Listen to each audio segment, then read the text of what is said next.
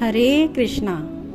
आप सभी भक्तों का स्वागत है कृष्णा डिवोशन चैनल पर। भक्ति का चैनल, आपका अपना चैनल। प्रभु की भक्ति करना और करवाना ही हमारा मोटिव। तो देखते रहें कृष्णा डिवोशन चैनल पर और जुड़े रहें कृष्ण भगवान की लीला से और अद्भुत कथा का आनंद लीजिए। हम सभी आस्वादन कर रहे हैं श्री कृष्ण चरित अमृतम कथा का, और यह अद्भुत ग्रंथ है। हमें भगवान कृष्ण से संबंधित गूढ़ ज्ञान प्राप्त हो रहा है उन्हीं की कृपा से। तो आज हम इस कथा में भाग 211 के अंडर पहुंच चुके हैं और अब हम महर्षि संदीपनी के गुरुकुल के बारे में पहुंचे हैं और यह कथा हम श्रवण करेंगे।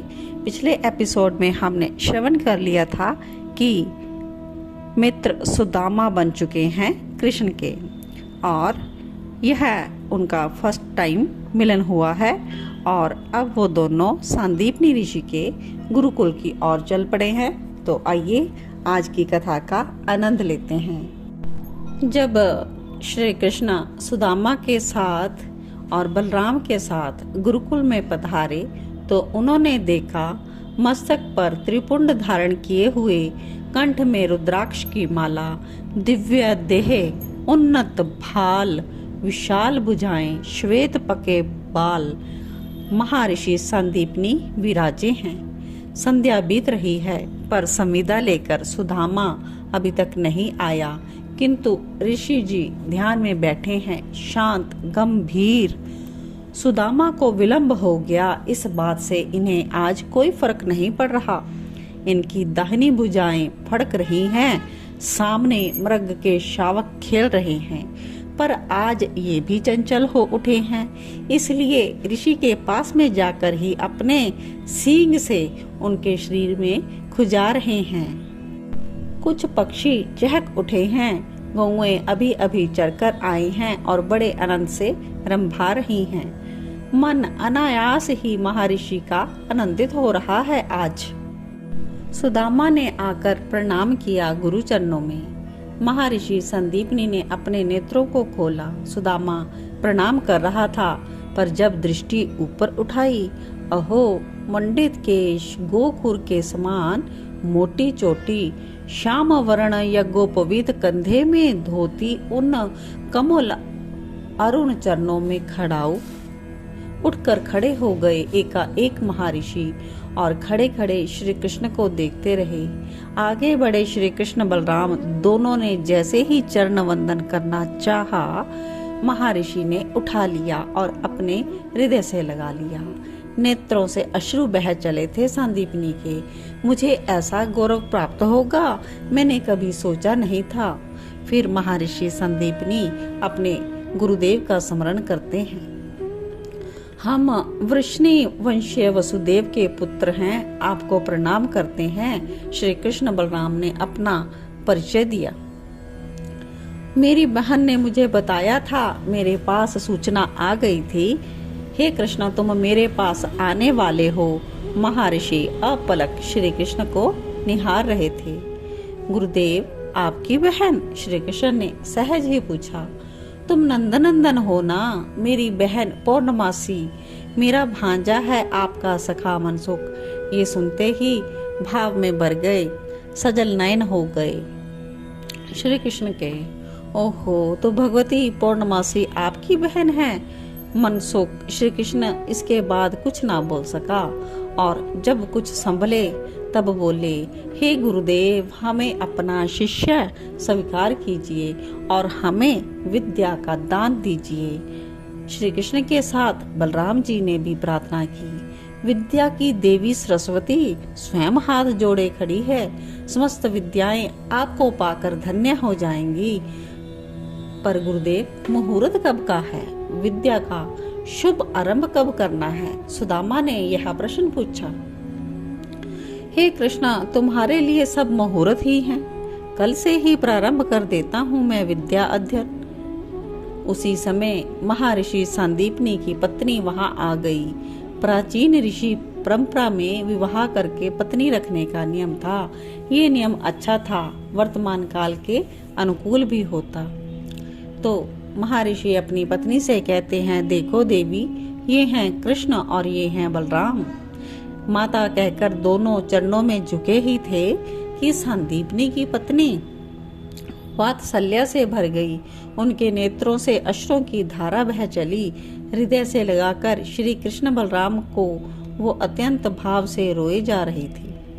और गुरु माता इन तीनों को लेकर चली साथ में, चलो भूख लगी होगी, कुछ खा लो। दूध चूरा खाकर ये सब सो गए। थके थे, रात्रि हो भी गई थी। हाँ, रात्रि में एक बार महर्षि संदीपनी देखने के लिए अवश्य आए थे और गहरी नींद में सोता देख लौट गए। अब यह अगले दिन का नेक्स्ट सीन है। यहाँ पर महाकाल का पूजन किया जा रहा है और ओम गणेशाय नमः, ओम सरस्वते नमः। पहले गणेश जी का, सरस्वती जी का यहाँ पर पूजन किया गया है। पुष्प, दुर्वा, बिल्वपत्र, इन सबसे पूजन किया। भगवती वीणा पानी का, गणपति का, महाकाल का, सबका पूजन बड़ी श्रद्धा से किया श्री कृष्ण ने। सुदामा अब अन्य छात्रों के साथ नहीं उठता बैठता, ये श्री कृष्ण के साथ ही रहता है, विद्या अध्ययन के समय भी। वेद अध्ययन, हे श्री कृष्ण बलराम, कल से वेद की ऋचा तुम सुनाओगे, कंठस्थ करके लाना। संदीपनी जी ने पाठ दे दिया। सुदामा बोला, गुरुजी मैं हूं ना, सब कुछ पढ़ा दूंगा। हे कृष्णा, ये बालक तुम्हारा मित्र बनने के योग्य है, महर्षि संदीपनी ने कहा, क्योंकि इसके मन में ना छल है ना दंभ है, जैसा है वैसा ही रहता है। विप्र कुल में जन्मा है, सत्य ही बोलता है।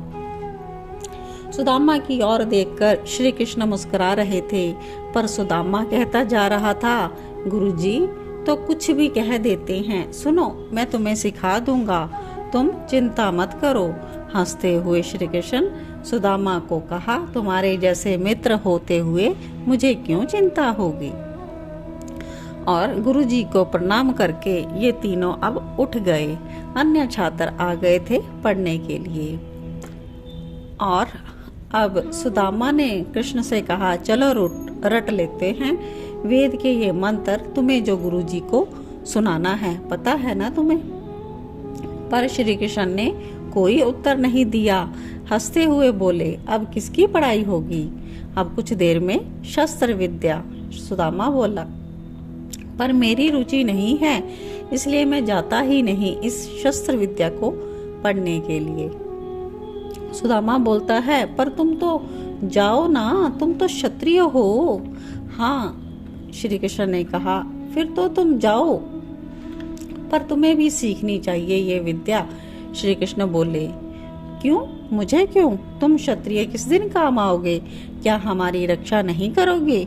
और तुम ना सही, जिसने हमें जन्म दिया वो परमात्मा तो करेगा ही। इतना कहकर सुदामा वेद का पाठ करने लगे और हंसते हुए श्री कृष्ण शस्त्र विद्या सीखने गए।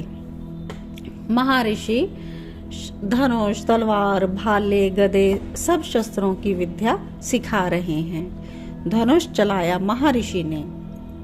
उनको देखकर श्री कृष्ण ने ऐसा धनुष चलाया कि अन्य छात्र देखते ही रह गए।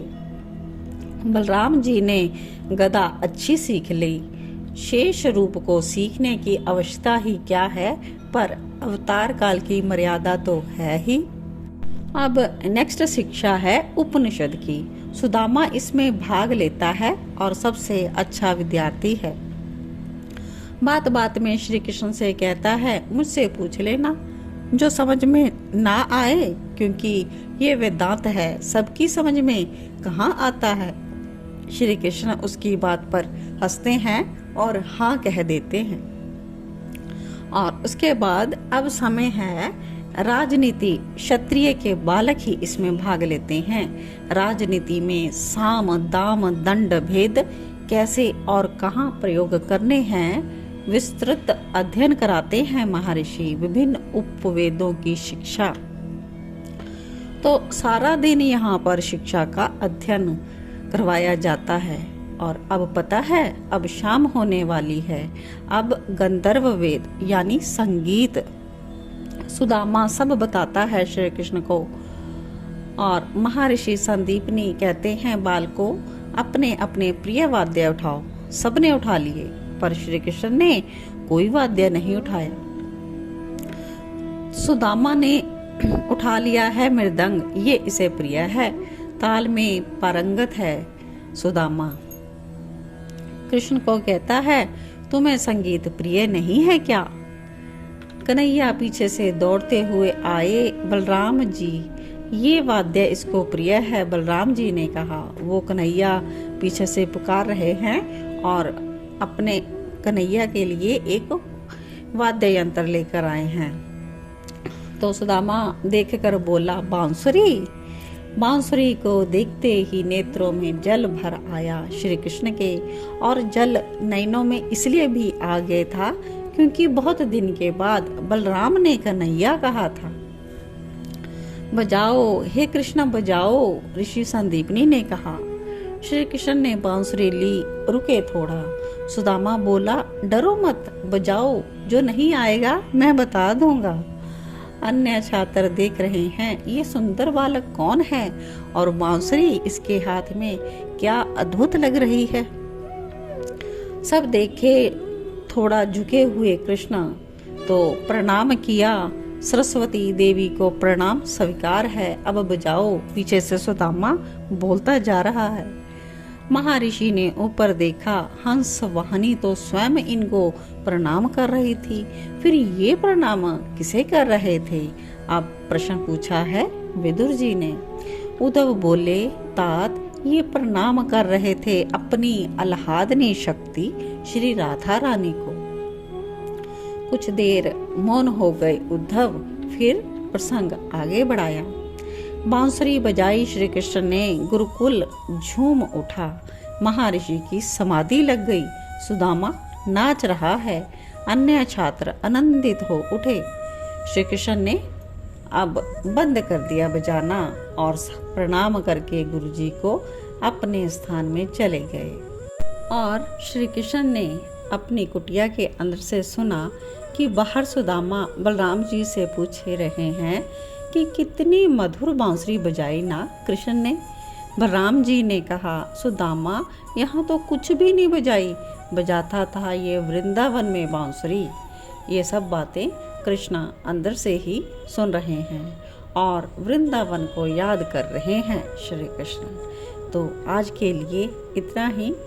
आगे की कथा हम कंटिन्यू रखेंगे नेक्स्ट एपिसोड में। तब तक के लिए सभी को जय श्री कृष्ण, जय श्री राधे।